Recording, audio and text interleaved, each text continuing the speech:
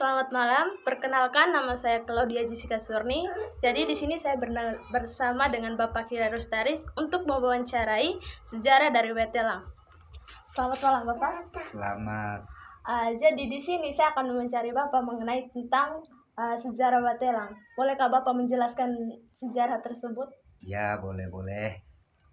Begini awalnya air Wetelang. Nenek moyang dulu itu mereka buka kebun di hulu Wetelang itu. Saat itu dia tanahnya datar, tidak tebing, itu datar deh. Saat itu mereka buka kebun, karena saat itu lagi mereka punya timba air itu sekitar 1 kilo lebih di air kali yang besar itu. Di air kali besar mereka timba di situ. Mereka punya air untuk minum waktu kerja, waktu tebang hutan, waktu buat pagar, waktu bersih. Pada saat itu mereka buat pondok sedikit, ambillah daun, mereka buat untuk nginap di situ, makan siang, dan waktu itu mereka makan ubi apa adanya. Terus anak ini, anak perempuan, anak laki-laki ini dia minta air. Waktu itu bulan Agustus. Itu pada waktu itu Agustus semua kayu kering, daun layu semua. Air jauh. Waktu itu dia minta air. Mereka punya bapak dengan mama itu sekitar jarak itu sekitar 150 meter dari buat pagar sampai rumahnya mama yang buat makan, rumah mereka punya tinggal. Akhir anak ini dia minta air. Bapak, saya mau minum air. Saya haus sekali. Saya minta di punya mama. Sampai di mama lagi, dia jalan lagi 150 meter. Mama, saya mau minta air kan. Saya haus sekali. Saya minta di bapak. Sampai dia bapak lagi minta. Woi, kau tidak lihat saya punya kerja? Saya ini buat pagar untuk lindung kita punya kebun nanti, jangan masuk babi, kita tanam ubi di dalam. Tidak bapak, saya mau minum air. Hai, kau minta dia, kau punya mama. Terus sampai di mama lagi, itu lagi. Hai, kau pergi di bapak. Itu berulang kali terus nunggu. Dia minta begini sudah. Bapak, kalau air tidak ada, bapak sendiri yang tahu sebenarnya. Sementara pagar yang dia punya tanam di bawah tanah ini, dia mulai begini. Saat itu anak ini dia jadi kera. Dia naik di pohon. Sampai di pohon dia mulai kera. Bunyinya kera itu. Akhir orang tua ini dia mulai tanam, dia punya pagar ke bawah tanah. Datanglah air.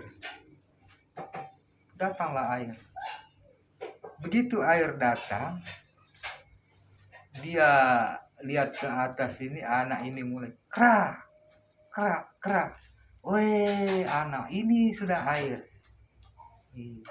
Dan saya tadi baru ingat begini, wih, saya mau timba air jauh.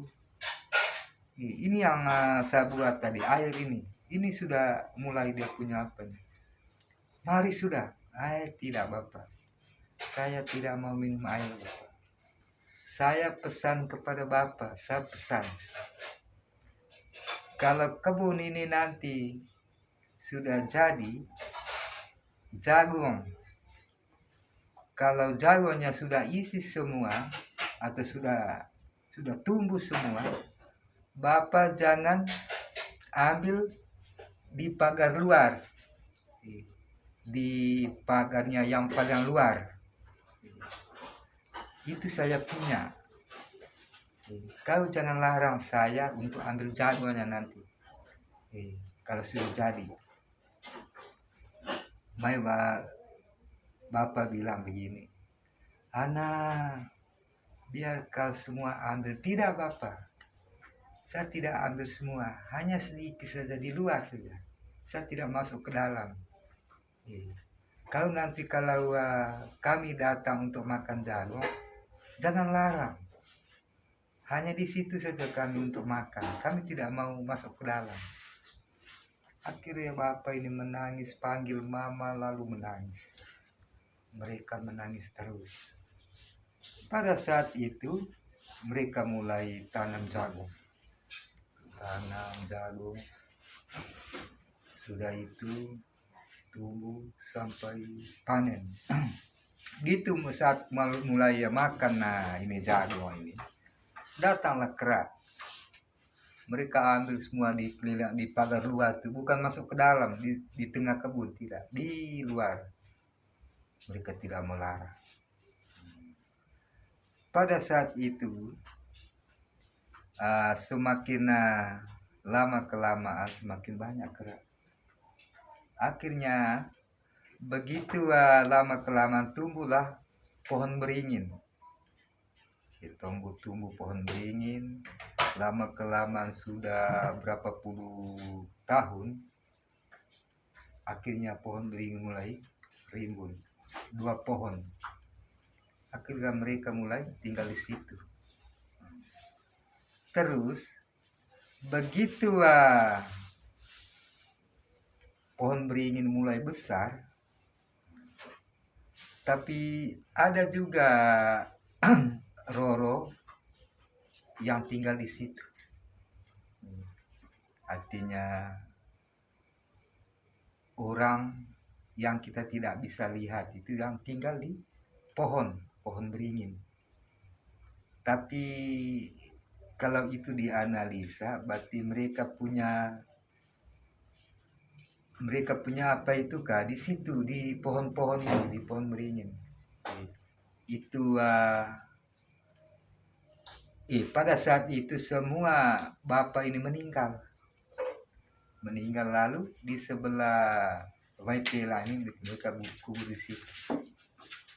Pada saat itu roro mereka itu tinggal di pohon beringin. Tinggal di pohon beringin karena di situ mereka istilah menyembah.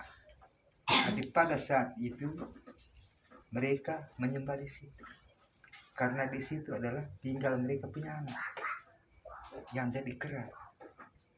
Pada saat itu akhir terus turun temurun dari keluarga yang anaknya jadi kera sampai saat ini tetap orang kampung Bonda itu menyembah di situ, bukan di langkenya tapi di air ulunya itu.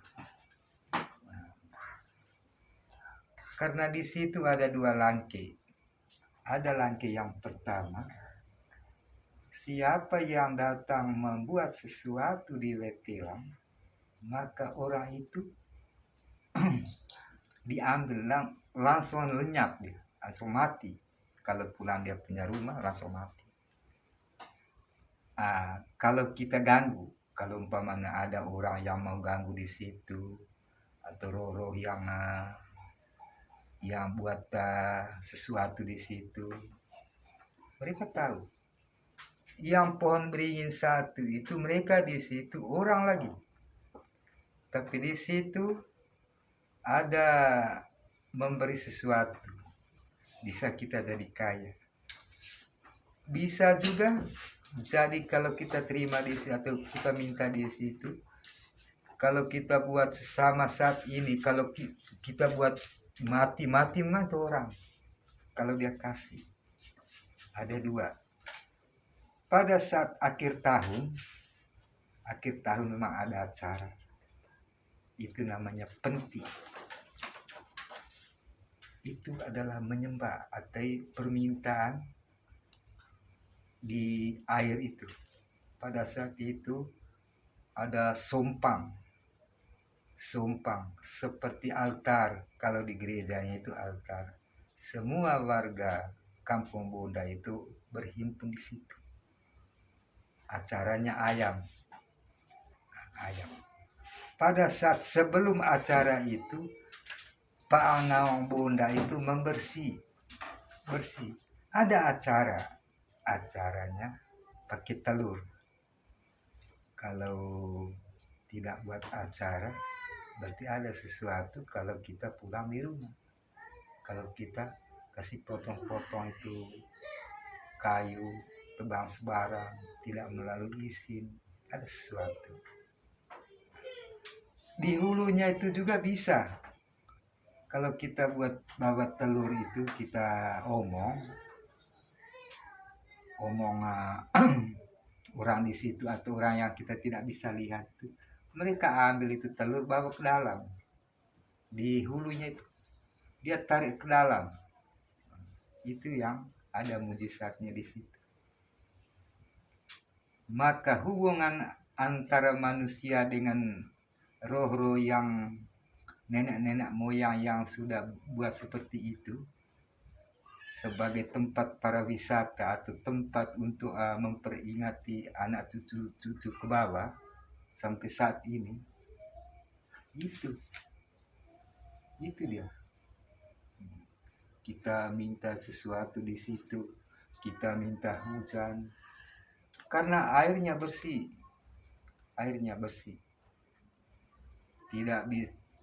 Tidak bisa sariang lagi kalau kita minum, biar minum langsung. Kalau ada orang stroke atau tidak bisa jalan selama umpamanya penyakitnya selama 1 minggu stroke atau selama 1 bulan stroke, tidak bisa jalan, datang ke situ mandi, langsung dia sembuh. Nah, karena di situ nenek-nenek moyang yang sudah meninggal, bapak atau mamanya itu kera itu masih melihat bahwa ini adalah keluarga saya. Dan ada isinan kalau kita masuk ke situ, masuk ke rumah gendang dulu, minta. Itu maksudnya, itu sejarah Waitelang, Kampung Bonda, Dusun Lendong, Parokinda Rewel. Kebanyakan pastor-pastor yang datang di Paroki Rewel itu melihat airnya jalur ke sawah, masuk ke sawah. Di sebelah pastoran itu selalu mereka bertanya dari mana asalin air. Pastor paroki bilang ini dari Wetelang, ada di Kampung Bonda. Tapi mereka masih begini aja. Kami ada orang yang mau lihat, ada juga yang tidak lihat. Tapi tetap tanam kayu untuk menjadi tambah hutan di sana. Karena Wetelang ini ada uskup dulu yang datang, bukan uskup, Pater Wasir yang datang untuk survei air Wetelang ini. Dia bilang, ini air ini jangan masak, langsung minum. Tidak ada sesuatu hal lain, saat kapur tidak ada. Di sana itu ada 5 bambu, pandai sosor. Itu artinya 5 panga Bonda. Pada saat itu juga, itu zaman sekarang sudah diteliti oleh panga-panga, oleh tua-tua, harus tambah lagi 1 untuk boy yang tinggal di Bonda. Maka tambah lagi 1 hohor, berarti 6.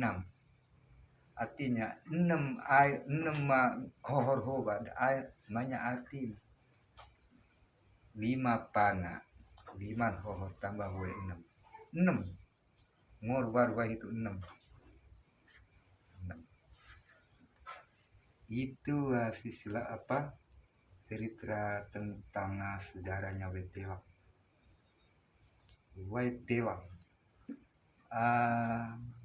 Tetap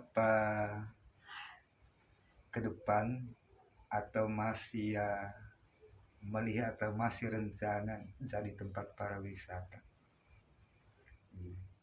Itu untuk Wetelang. Dan saya juga dengar informasi itu mereka atau dari mana nanti itu buat pondok-pondok di kiri kanan air itu, tapi satu untuk buat gua.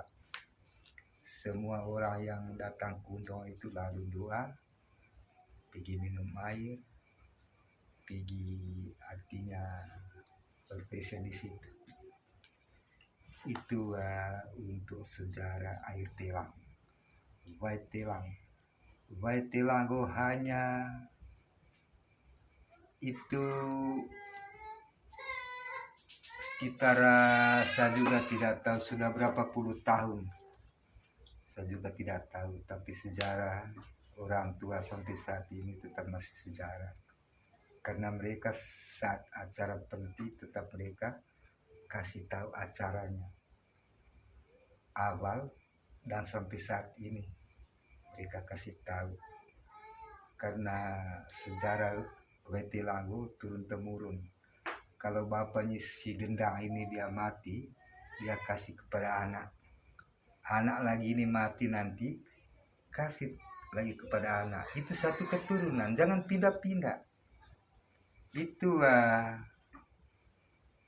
namanya Gendang, tidak pindah-pindah. Dan sejarah-sejarah Wetelang itu tidak dipindahkan, terus turun temurun. Maka sejarah ini kalau umpamanya belum dijelaskan semua, mohon ditambahkan untuk menjadi penjelasan yang sebetulnya, karena saya ini hanya tahu sedikit saja. Kalau umpamanya guru-guru di SMA Loyola, kalau ini belum dijelaskan perlu ditambah. Ada yang masuk di akal, ada yang belum, tapi perlu dicari.